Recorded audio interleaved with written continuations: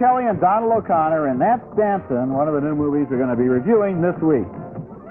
I'm Roger Ebert, film critic of the Chicago Sun-Times.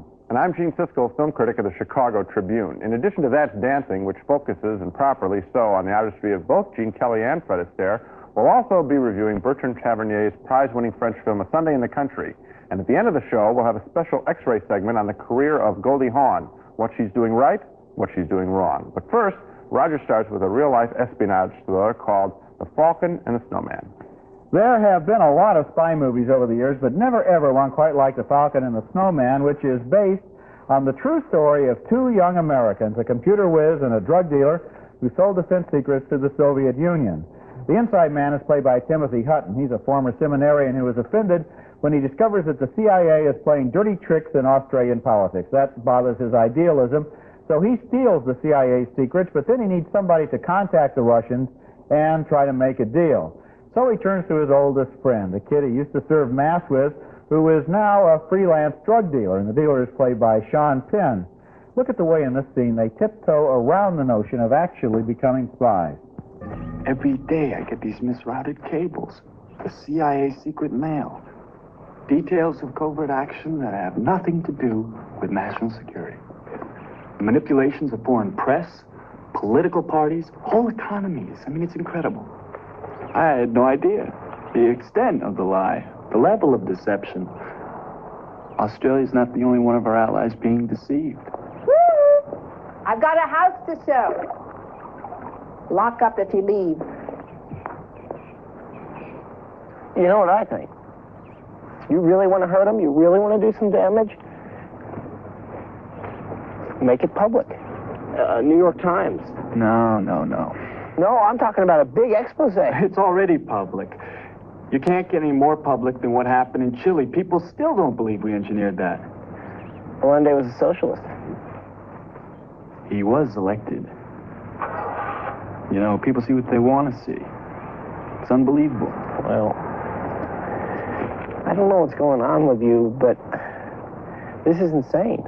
It's wrong. It took a lot of trust to come to you with this. Because if you can't see this is wrong, then you're further gone than I thought, and I feel sorry for you. You're a drug dealer, Dalton. How can you tell me what's right and wrong? You want to say that a little louder? I don't think the neighbors heard you.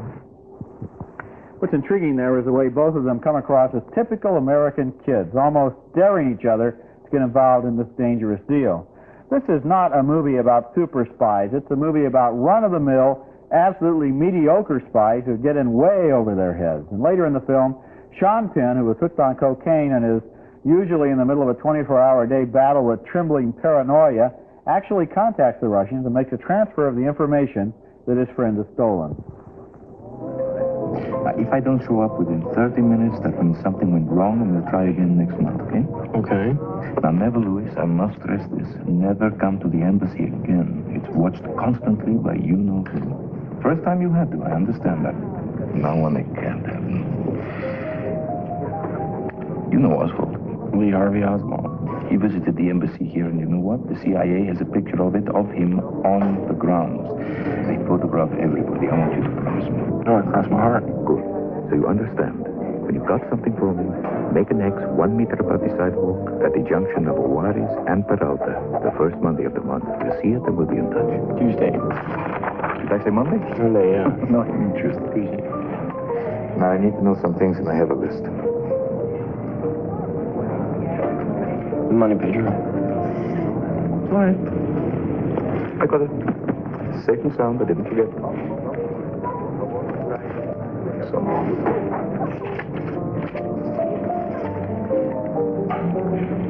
On what frequencies and bandwidths are the messages broadcasted?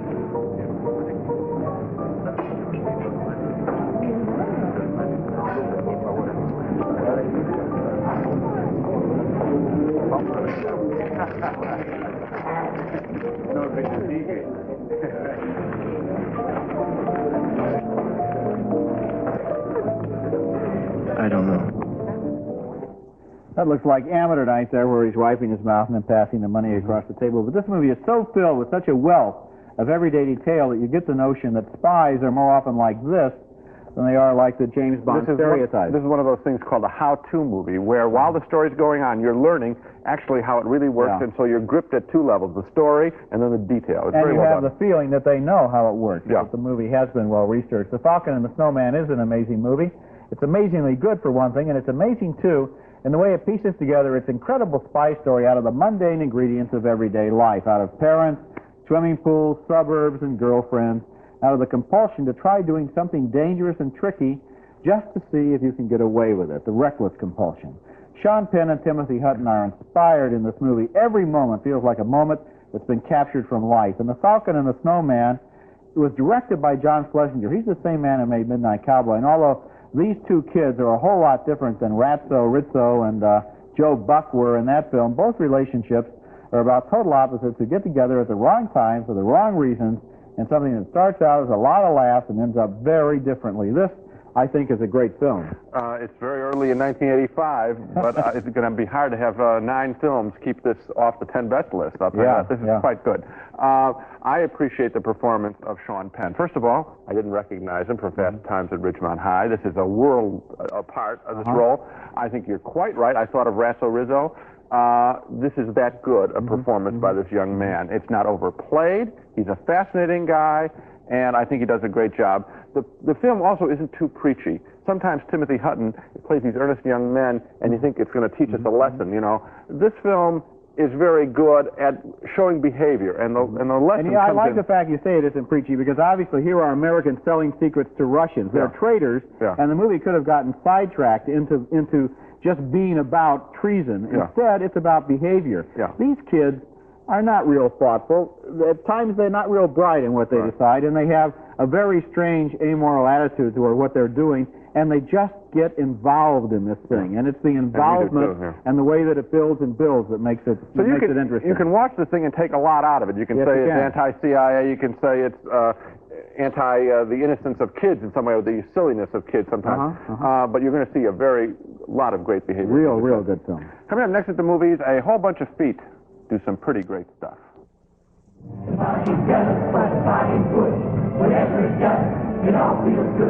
Hello, I'm Orville Redenbacher with my famous gourmet popping corn and my gourmet microwave popping corn in handy pop and serve bag.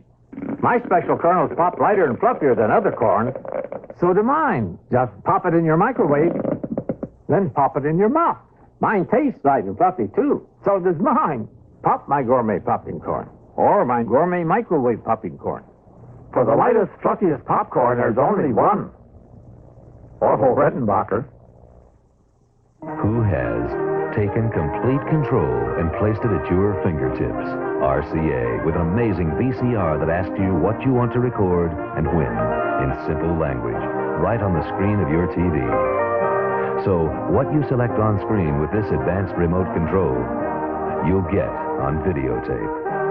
The world's first remote programmable VCR, only from RCA, technology that excites the senses. Our next film is a compilation picture called That's Dancing, celebrating some of the greatest dances and dancers in motion picture history, and it's based on the success of an earlier tribute to the movies as a whole called That's Entertainment. Now, what you get with this kind of picture is a bunch of celebrity hosts, in this case, Gene Kelly, Sammy Davis Jr., Mikhail Baryshnikov, Ray Bolger, Liza Minnelli, all introducing a series of classic dance moments.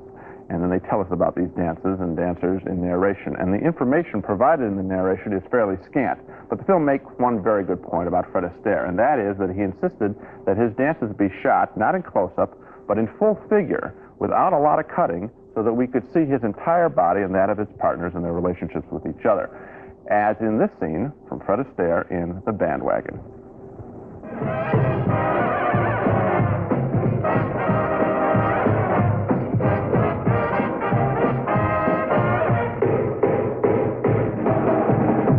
Got shine on my shoes, got shine on my shoes, got shine on my shoes, I got shine on my shoes, got shine on my shoes, I got shine on my shoes, got shine on my shoes, got shine on my shoes, shine a shoe, shine a shoe, shine a shoe, shine a shoe, shine a shoe, shine a shoe, shine a shoe, shine a shoe, I got a shine shoe, shine a shoe, shine a shoe, shine a shoe, shine on my shoes, I got shine on my my shoes. I got shine on my shoes. I got shine on my shoes. I got shine on my shoes.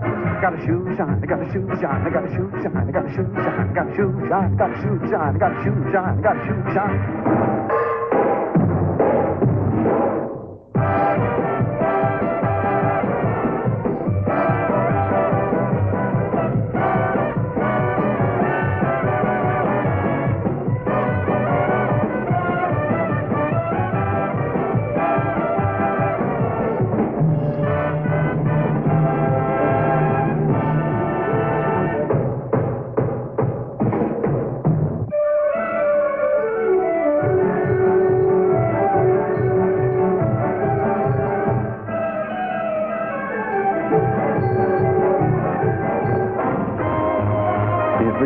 Now, in addition to the big names, That's Dancing also pays tribute to lesser-known specialty acts who were also so entertaining. For example, the incredible Nicholas Brothers.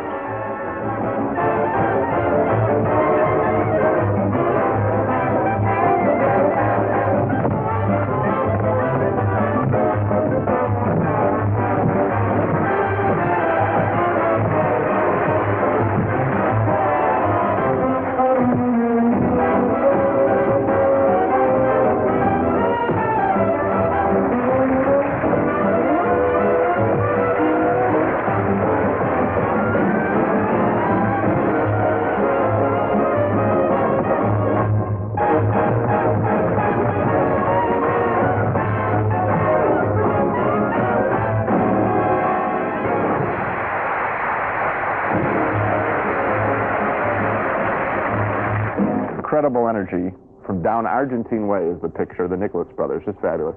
Also terrific in this film is a tribute to director Busby Berkeley and his fantastic kaleidoscopic 30s dance films. As for That's Dancing, well, it would be pretty hard to screw up a compilation films of great dance numbers, and the dance numbers here are just fine. But I have to fault the lack of creativity that went into the narration of this picture. We see a lot of dance, but we really don't learn all that much about it. So many of the dancers are simply introduced to us as the brilliant so-and-so, the brilliant so-and-so.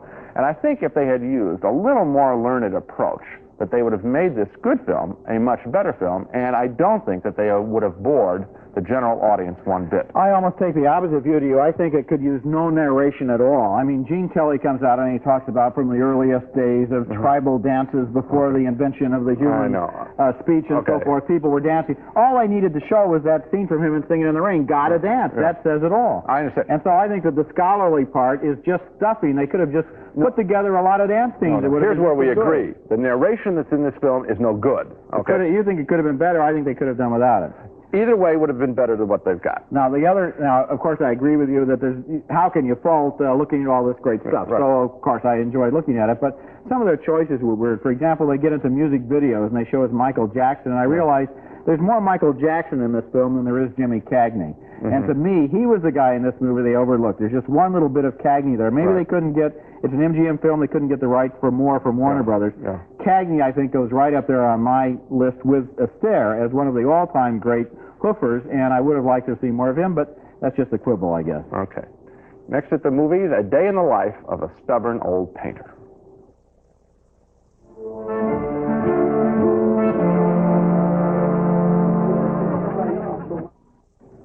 Our next film is named A Sunday in the Country, and it tells the story of an old man in the early years of this century, an old French painter who has stubbornly continued to paint in his old-fashioned way after all the other members of his generation have moved on to Impressionism and other forms of modern art.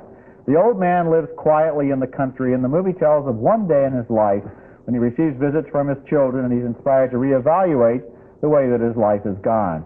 Here's the scene where his rebellious and slightly scandalous daughter has just shown up at the country home. Papa, danse avec moi. Fais-moi ce plaisir.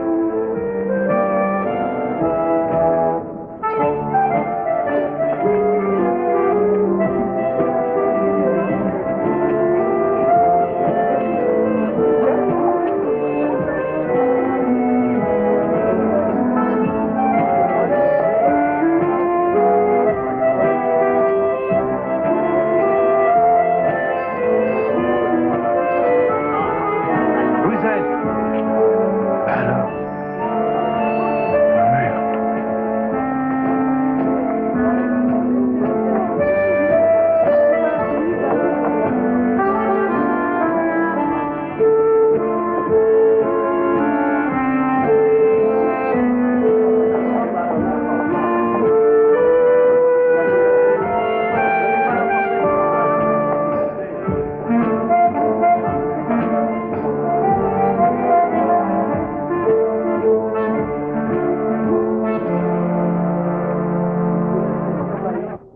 That's Louis Ducrot, the old painter there, in a wonderful performance, and Sabine Azima as his daughter.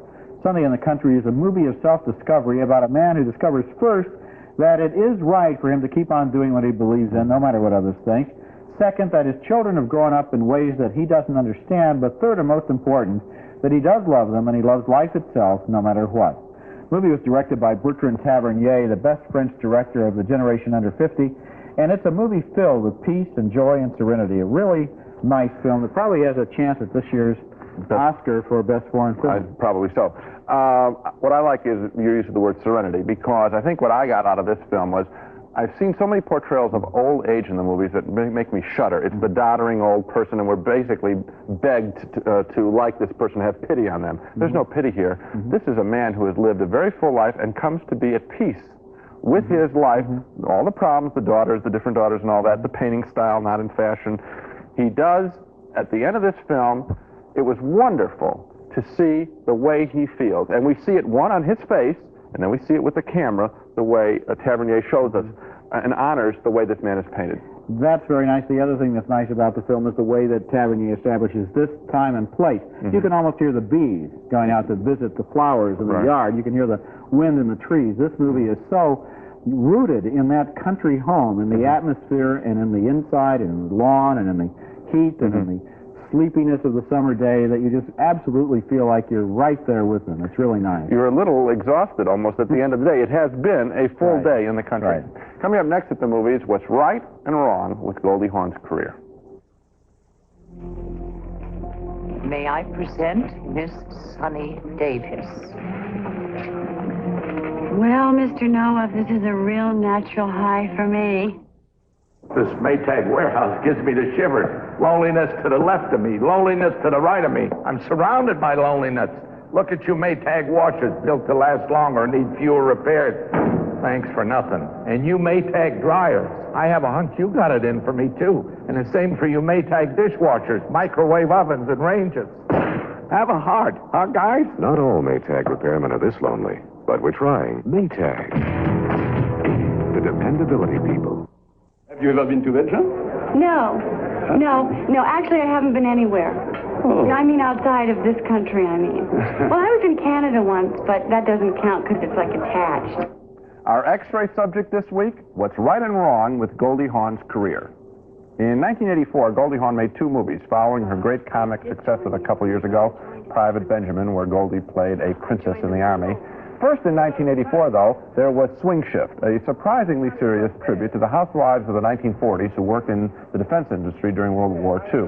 The film lacked focus, but it was an honorable effort at sort of a early women's liberation drama.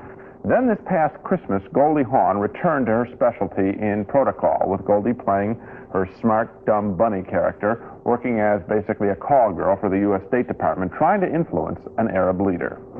We want to take you into our confidence. And I know that we can trust you. Am I right? Mr. Hilly, my lips are sealed. Well, that's good, because what I have to tell you is... They could slap me around, keep me awake for days at a time. I don't think that's They could hang me upside down and throw stuff in my face. Yes, I see. They could keep me in a dark, cold cell without much food or water. You're a brave girl. We've all... But what they couldn't do is anything with electricity or live snakes, because I don't think I can stand. Yes, sir? Protocol really seems like a pale imitation of Private Benjamin, not a fresh character in a story full of mindless slapstick, particularly at the end. So my prescription for Goldie Hawn is for her to stop trying to redo that comedy hit Private Benjamin. It's transparent when she tries to do it, and it's very hard to capture comic lightning in a bottle twice. Rather, I say, make another stab at a picture like Swing Shift, an adventurous film which was different and didn't require Hawn to play a giggly dumbbell. She is one of the most instantly likable performers on the screen today, and that means we give her the license to take us anywhere, and we'll follow her anywhere as long as it's fresh. Well, actually, Gene, I followed her through the first hour of Protocol. I thought that it's kind of the recycled Private Benjamin, but it was funny because she did play a likable character in an interesting situation, and the movie was about that situation. Cocktail waitress gets involved in State Department. Then at about the hour and 10-minute mark, they might as well have flashed a sign on the screen saying, we can't think of anything else interesting to tell you about this character, so we're going to plug in our identikit ending for a movie. You know you're in trouble when you see wild parties in bars. Right. You know you're in trouble when you see chase scenes. You know you're in trouble in a violent movie when it's all shootouts for the last 45 minutes. Those scenes are standard. Anybody can write them. Anyone can act in them. It takes a real good audience to be interested in them. Right. Yeah. Bar fight coming. Please go to the refreshment counter immediately. Right. But yet, I have a feeling Protocol will probably make more money than Swing Shift, which was pretty much a failure at the box office, not artistically. I hope that she doesn't get the message that, therefore, keep doing Protocol, because the Swing Shift was an honest try, and I think she can do it. It was a good picture, and she is one of the few people in Hollywood who has the clout to get the pictures made that she wants to do. I just wish she had the clout, if she didn't, to say, okay, this is a great first hour for Protocol. How about writing me an ending to this picture before we make it? Now let's take another look at this week's movies. We both voted thumbs up for The Falcon and the Snowman, the almost hypnotically gripping story of two American kids who become Soviet spies. 2 more thumbs up for That's Dancin', which is not a distinguished documentary, but it sure does contain a lot of great dancing. And 2 more thumbs up for Bertrand Tavernier's Warm and Wonderful, A Sunday in the Country. So, Falcon and the Snowman. Recommending all 3, but The Falcon and the Snowman, I think you're right. It's going to be around in our best 10 list, mine anyway. Very fine film. That's it for this week. Next time, we'll be back with a special show that takes stock of all the recent science fiction films that have come out recently. Are things getting better or worse in the fantasy world? We'll decide next time, and until then, we'll see you at the movies.